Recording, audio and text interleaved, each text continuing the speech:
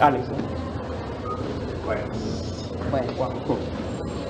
Hola, es de Venezuela Sí. también. Ah, bueno, Tiene cero fotos y cero por videos. favor, para ninguém filmar nem fotografar, porque ele teve que sair da Venezuela por questões de segurança e está chegando aqui ao Brasil. Então, ele não pode. Soy fotógrafo internacional, trabajo en ediciones de video y hice una edición de video sobre Venezuela, sobre la crisis de Venezuela, su origen, la represión policial y militar que ha habido, y el video se difundió por Venezuela, Francia, Estados Unidos, Chile, Argentina, Brasil. Então, ele é fotógrafo e ele produziu um vídeo sobre toda a problemática da situação da Venezuela, e esse vídeo foi divulgado na Europa, nos Estados Unidos, aqui no Brasil, hein?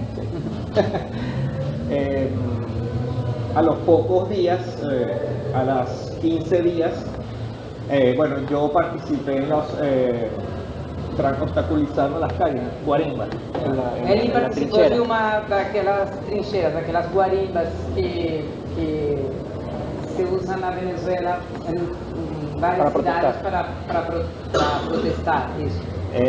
Fotografié todos los eventos y un día llamó a mi casa, no a mi celular, sino directo a la casa, el Servicio de Inteligencia Militar de Venezuela, pidiendo que retirara el video de las redes sociales. Si no lo quitaba, iba a ser citado, o sea, tenía que presentarme a declarar por qué había puesto ese video, que era una llamada de buena fe para que yo me portara bien en Venezuela. Então, ele recebeu uma ligação da inteligência militar da Venezuela na casa dele, solicitando que, por favor, retirasse esse vídeo das redes sociais, ou da veiculação que estava sendo feita. Senão, ele ia ter que se apresentar, ele ia ter que entrar em um sistema que existe hoje em dia lá na Venezuela, de apresentação na polícia, que ele estava sendo aconselhado a fazer isso de boa fé, que senão ele sofreria as consequências. Las consecuencias son: no puedes salir del país, tienes que presentarte semanalmente al servicio de inteligencia, no puedes reunirte públicamente, no puedes manifestar, no puedes usar Twitter ni Facebook, ninguna red social. Bom, as consequências são essas que ele falou. Não pode sair, não pode publicar nada no Twitter, não pode reunir-se, não pode praticamente ficar... Salir del país. Não, sair do país, tem que ficar na tua casa, não pode fazer nada. Mi sobrino fue preso por tomar fotografías en una manifestación. Mis familiares tuvieron que pagar serían como unos... ¿Fianza para que lo saquen? No, para proteger. Tiveram que pagar, como 2.000 reales la noche. Como uma propina, né, para o sobrinho ficar bem na prisão, não? Mais ou menos R$2.000 por noite que ele passava lá, para ele não sofrer nenhuma... Para que no fuera torturado. Para que ele não fosse torturado. Ahora él tiene que hacer presentaciones a la policía solamente por tomar una foto en una manifestación. Ele tem que se apresentar na polícia a cada tanto tempo e o delito pero la falta de libertad viene de antes, ¿no? Quería que ustedes comentaran un poquito cómo era esto antes de febrero y sobre el fenómeno de los boliburgueses. Ok, voy a comenzar y Vicente me sucede. Sí, evidentemente la violación de derechos humanos en Venezuela no es de ahorita, viene desde hace tiempo. Lo que pasa es que ahorita es cuando se ha intensificado más la violación de derechos humanos y se ha practicado explícitamente a los ojos de todos la aplicación del terrorismo de Estado. Pero podemos hablar del año pasado, el 14 de abril, cuando se celebraron las últimas elecciones presidenciales, lo que fue el 16 y 17 de abril, fueron manifestaciones en contra de los resultados electorales, porque se comprobó que no había sido un proceso transparente a nivel electoral y la aplicación y la violación de derechos humanos fue brutal, desmedida. En mi ciudad, por lo menos, Barquisimeto fue la sede de la ciudad con la mayor cantidad de violación de derechos humanos. Ahí tenemos compañeros que perdieron un cachete por golpes, por perdigones. También tuvimos muchos compañeros torturados, entre otras cosas, por estas manifestaciones. El gobierno siempre ha infundido miedo a quien manifieste en contra de él. En el caso de la libertad de expresión, que muchas veces dicen, bueno, pero ustedes pueden hablar en los medios, ¿sí? Yo puedo ir a un medio y hablar. Si lo publican, la sanción, por lo menos en los periódicos, hoy es, chévere, publica lo que quieras, pero no te doy dinero para que compres papel periódico. Y un periódico que traía 4 y 5 cuerpos, hoy sale con uno solo porque no tiene más papel. Y no sale 2 días a la semana, no puede ser publicado porque si no, no alcanza el papel, están rindiendo el papel. Es el caso del periódico El Nacional, del periódico El Nuevo País, del periódico El Impulso, el periódico más viejo del país, que hoy está saliendo a la calle publicado porque la asociación Andiarios hizo una donación de papel periódico para extender la vida de publicación. Es decir, sí puedes hablar en los medios, pero estos medios van a ser censurados poco a poco a nivel económico, a nivel de permisos, para ser castigados por publicar información que al gobierno no le gusta. Quería hacer una acotación. Hace unos días pasados una periodista me preguntaba que por qué en este momento y por qué ahora. No es este momento, no es ahora. Los venezolanos tenemos más de 15 años marchando, votando, dejando de votar, protestando, utilizando todos los mecanismos contemplados en la Constitución para hacerle frente a la tiranía que hoy el régimen pretende imponernos a todos los venezolanos. Ahora, ¿qué sucede en el contexto actual? Lo que pasa es que sí, efectivamente las manifestaciones han sido masivas, pero la represión ha sido aún mayor y eso es lo que ha generado todo este boom mediático internacional. El gobierno se ha desbocado a violar todos los derechos humanos contemplados en la Constitución venezolana y quisiera hacer esa acotación. En Venezuela durante todos los 15 años ha habido manifestaciones, pero sí, efectivamente estos últimos meses han sido con mayor renombre porque efectivamente la represión ha sido más brutal que en meses anteriores. Bueno,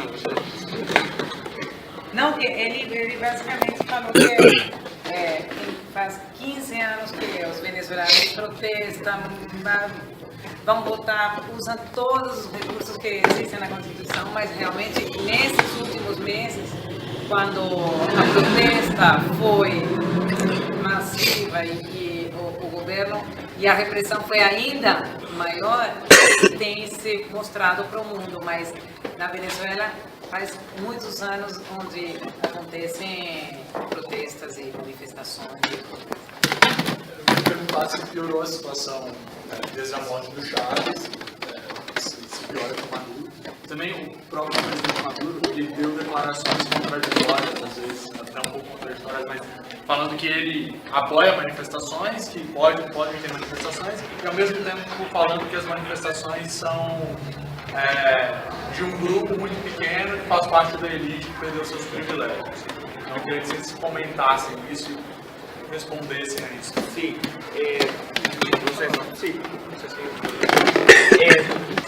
Ok, si la situación empeoró, pues ya venía empeorando desde antes. Lo que pasa es que la pérdida de él en ese momento, pues sí, trajo un poco más de ingobernabilidad y de problemas internos dentro del gobierno, ¿no? Peleas por el poder. Hoy vivimos la peor situación económica que hemos podido vivir con este gobierno. Es falso que apoya la manifestación pacífica y es falso que son muy pocas personas, son millones de venezolanos en las calles, porque no es una sola ciudad, son muchas ciudades que día a día salen a manifestar, bien sea en marchas masivas o en diferentes puntos en las ciudades.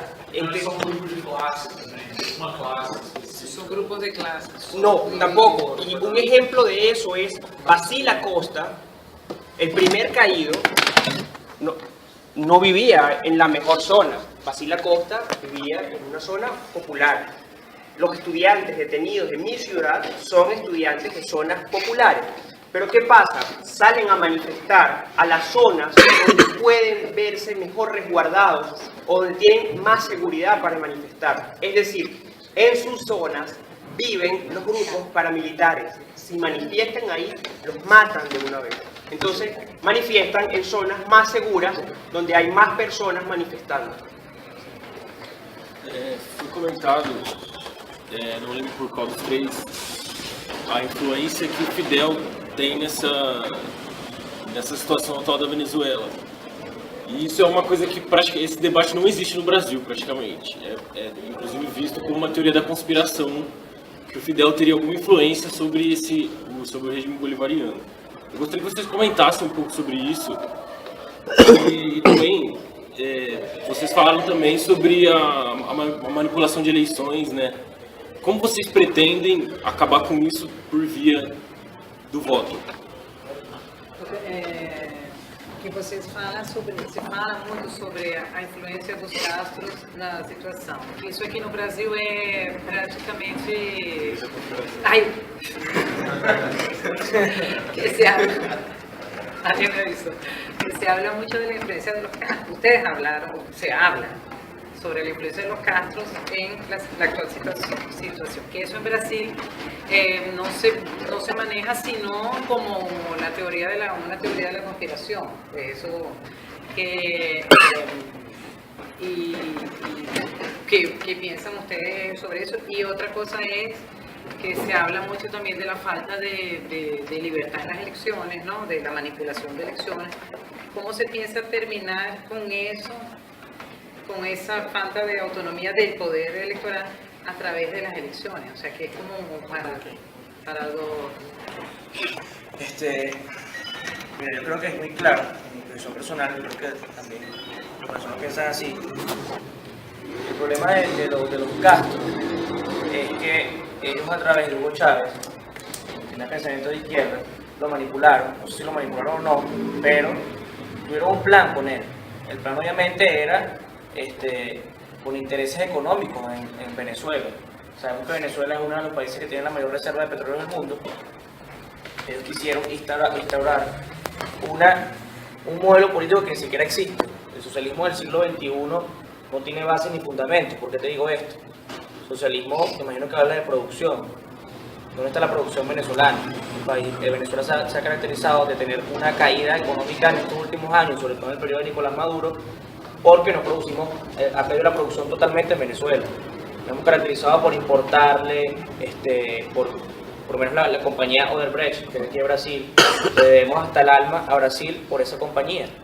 Porque no, en vez de construir las cosas en Venezuela, el acero, el hierro, de exportarlo, la agronomía de nosotros venezolanos, como el cacao, que es el chocolate del mundo, cosas, materiales venezolanos, nos hemos encargado de importar porque es un falso socialismo, es un falso gobierno de izquierda que no produce en el país como se produce aquí en Brasil, que tiene una gran cantidad de producción. Ayer vimos cómo transitamos en las calles de Brasil la cantidad de camiones de distintas empresas, vimos las industrias en todos lados. Allá en Venezuela están las expropiaciones, que es que el régimen le quita las empresas privadas y las tiene en quiebra. Entonces, ¿qué quieren hacer los Castro? implementar el modelo que tienen allá, que tiene más de 40 años, donde tienen al pueblo en pobreza, y hacerlo aquí en Venezuela. Allá se está haciendo lo mismo, se quiere censurar a todos los medios de comunicación, se quiere tener todo el poder en sus manos para no tener cómo denunciar los problemas venezolanos, para no tener cómo dar la voz, para decirnos que somos terroristas y conspiradores cuando salimos a protestar. Y la única herramienta que tenemos los venezolanos es la protesta. Ahora, muchas preguntas, las madres venezolanas y todos los venezolanos nos preguntan, ajá, tienen esa dificultad, no tienen derechos humanos, no tienen poderes públicos, ¿cómo ustedes piensan salir de ese gobierno? Y yo creo que si nosotros logramos que los sectores populares, yo creo que esto es una lucha de clases, ya creo que ya las colas de escasez, las colas de alimentos afectan a todos por igual, la inseguridad afecta a todos por igual, las muertes afectan a todos por igual. Esto es una lucha de que los estudiantes, la juventud venezolana, suba para los sectores populares, suba para los barrios, para las favelas, como dicen aquí en Brasil, y haga entender a esas personas que no vamos a luchar o a llevar un discurso en contra de Chávez, porque esas personas que están en los barrios sí creyeron en el presidente Hugo Chávez. Y creyeron porque él se fijó en esa población que había sido abandonada por la población, que era la población pobre de Venezuela.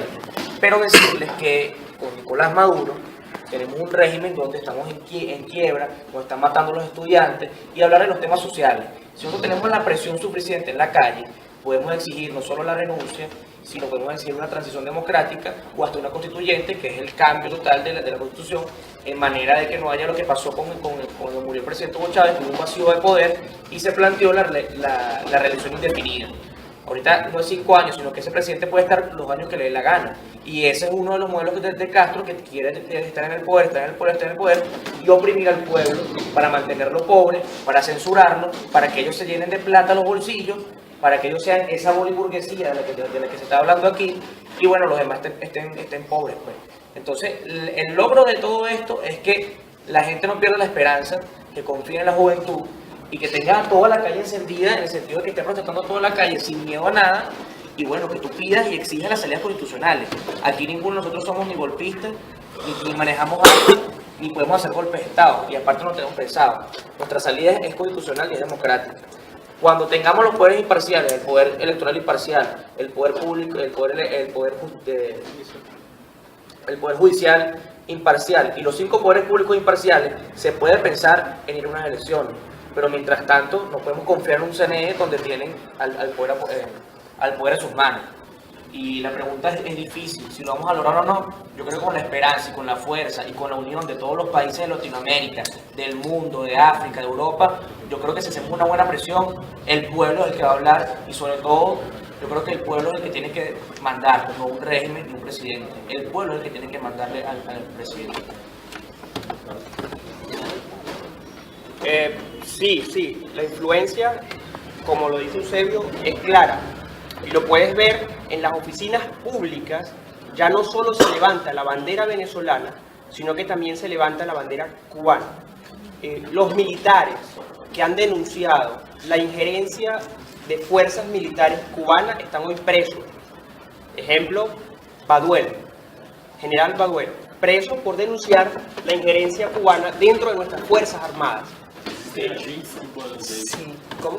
que existen agentes cubanos, oficiales cubanos. Sí, está comprobado, es explícito, y ellos no lo ocultan, lo dicen públicamente. Si ustedes revisan los discursos de Nicolás Maduro o de Chávez, siempre dijo que los cubanos son los aliados de Venezuela, y siempre dijo que los cubanos están dentro de Venezuela.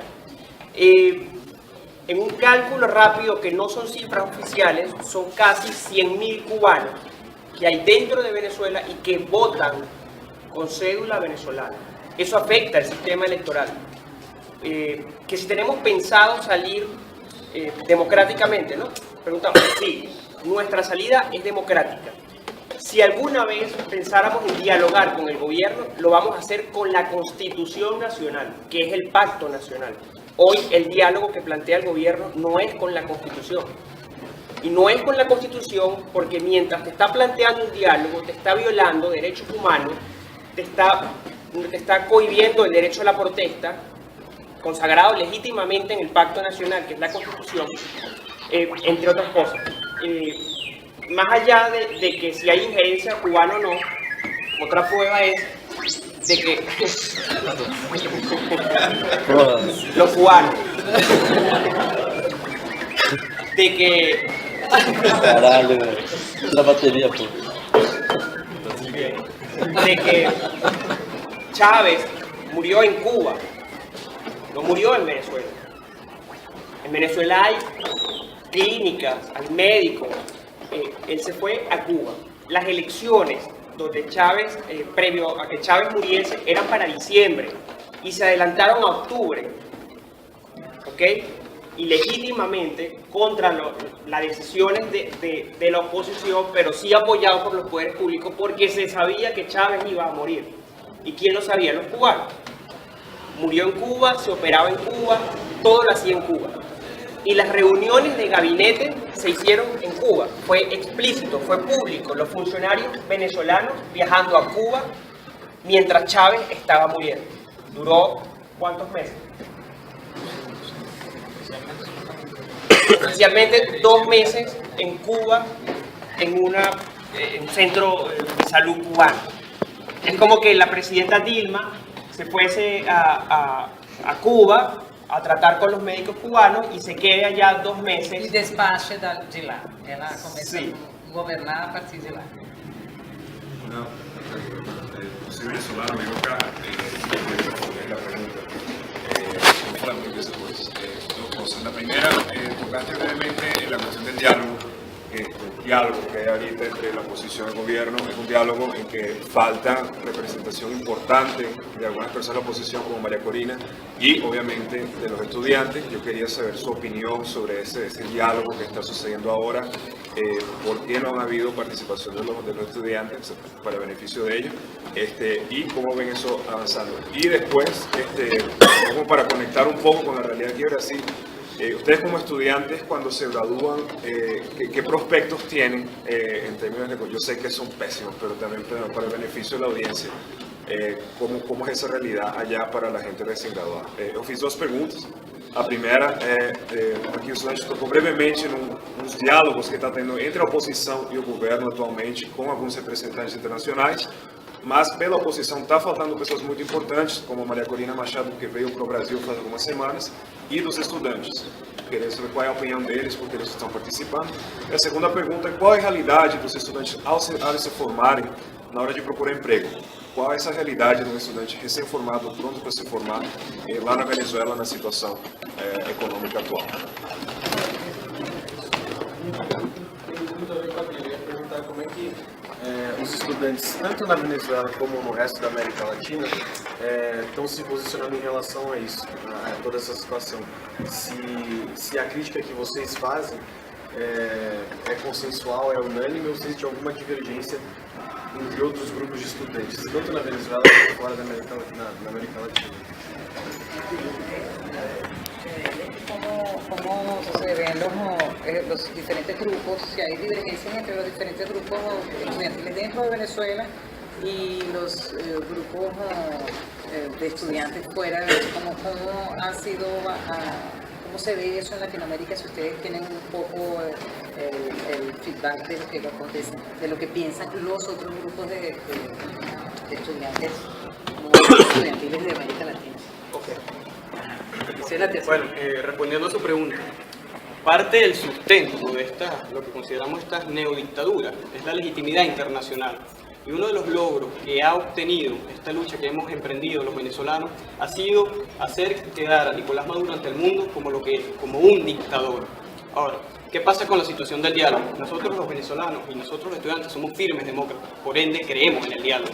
El problema es que el gobierno lo está haciendo primero con un objetivo: poder relegitimarse ante la opinión pública internacional. El problema de lo que se ha desarrollado en esas mesas de diálogo es que no hay equidad entre el interlocutor y entre los que están asistiendo a ese diálogo, es decir, entre las dos partes.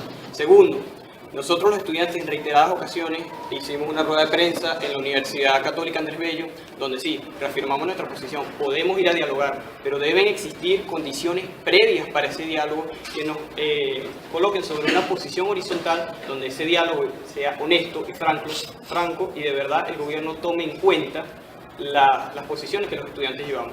Porque si hacemos un recuento histórico informativo con relación a las mesas de diálogo que anteriormente se han instaurado en el país, bueno, los alcaldes, como ya lo mencionaba Gabriel, se sentaron hace 100 días con anterioridad con Nicolás Maduro. ¿Cuál es el resultado de ello? Alcaldes presos, detenidos, sentenciados y posiblemente, si el sistema político continúa, no van a ser liberados. Entonces, bueno, efectivamente, lo hemos reiterado. Creemos en el diálogo, pero un diálogo con condiciones. Ahora, con relación a cómo me vislumbro yo en un futuro, realmente es difícil contestar esa pregunta. Creo que por ende es que hemos emprendido esta lucha. Yo soy periodista. En Venezuela, si bien como lo mencionábamos, no hay libertad de expresión. Los medios audiovisuales están censurados. Los medios impresos no les dan adquisición de derechos para poder adquirir el papel. Han cerrado más de 150 radios.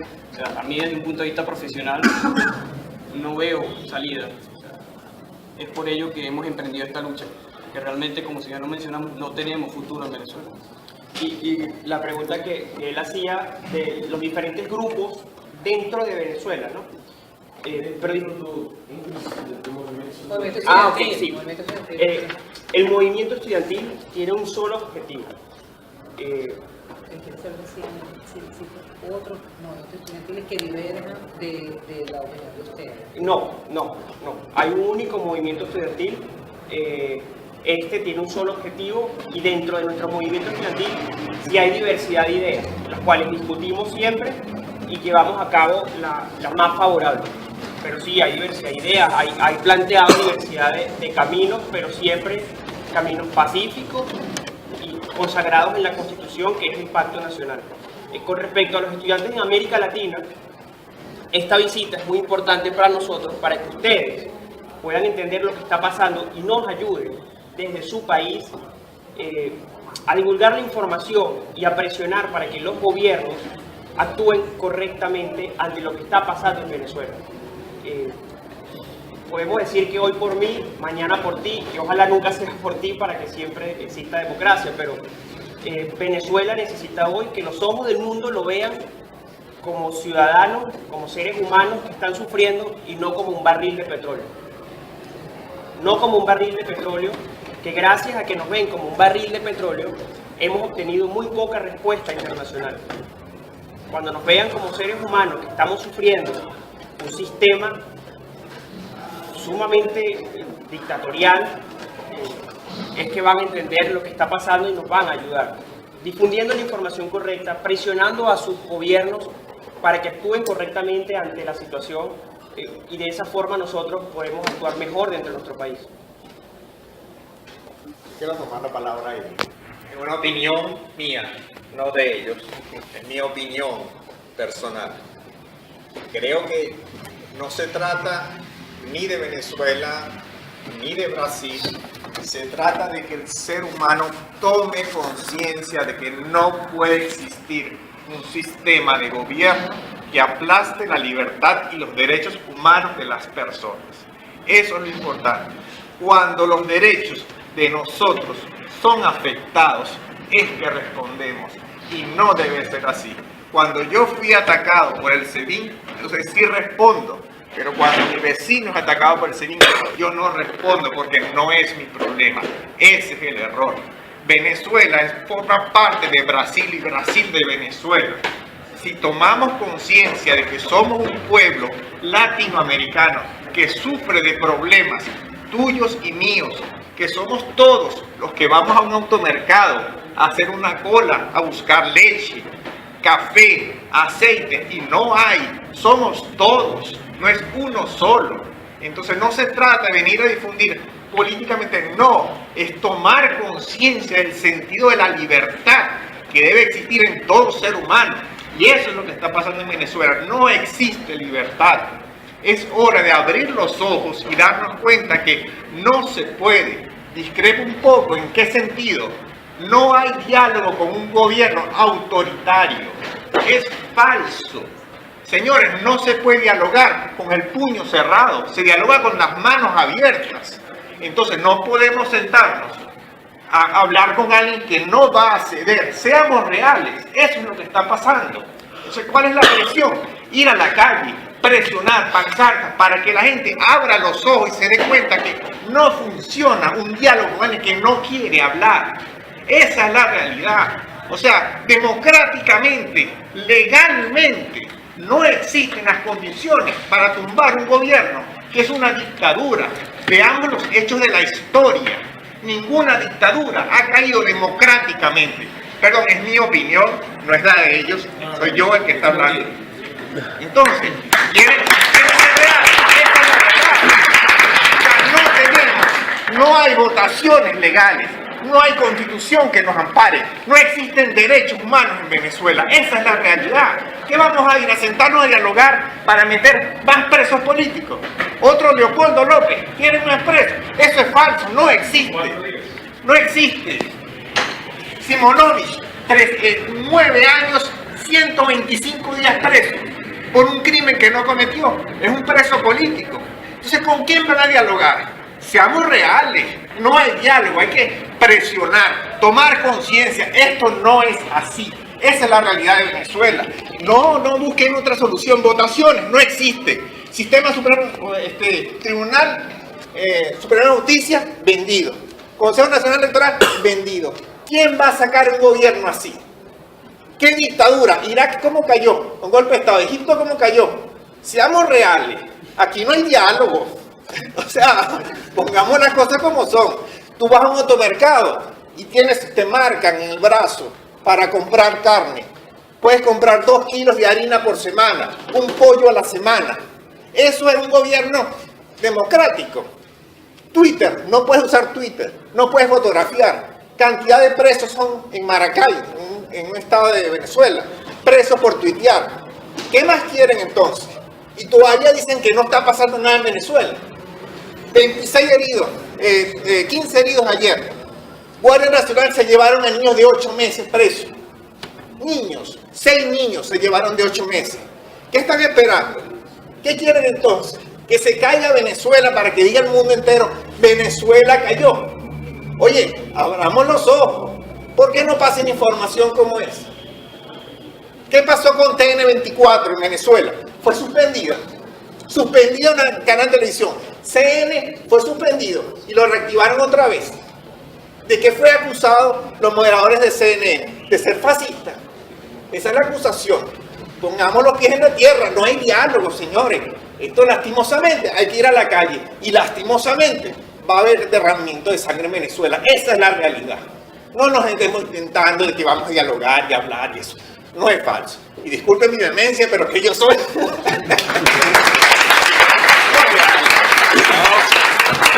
Disculpen ustedes que son los que llevan la pauta, pero yo... A mí me han atacado bastante.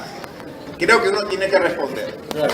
O sea, no se trata de que Venezuela, si a ti te llevan un hijo, si a ti llevan preso un hijo, te lo llevan preso, tú respondes. Pero si es tu vecino, no responde. Pero tu hijo sí. Entonces, ¿qué pasa entonces? ¿Qué pasa? Ustedes mismos, es difícil, yo lo entiendo. Están aquí. Lo único que se pide es que, oye, abran los ojos. La política en todos lados sabemos que es bastante corrupta. Es una realidad, es una realidad. Y luchamos por derechos, las personas luchamos por derechos, que en realidad son muy pocos los que tenemos. Muy pocos para lo que pedimos. Los derechos humanos no es simplemente que me torturan. Derechos humanos significa que tú vas en la calle y tienes derecho a ver tu calle limpia. Eso es un derecho humano. Que tú vas por la calle y no hay un hueco. Eso es un derecho humano. Y esos derechos son violados aquí y en todas partes del mundo. Seamos reales y luchemos entonces, si somos más luchar por derechos completos, no solo de tortura, sino de ciudadanos, libres que somos de este mundo que tenemos para disfrutarlo. Es mi opinión. Y bueno, disculpen mi agencia.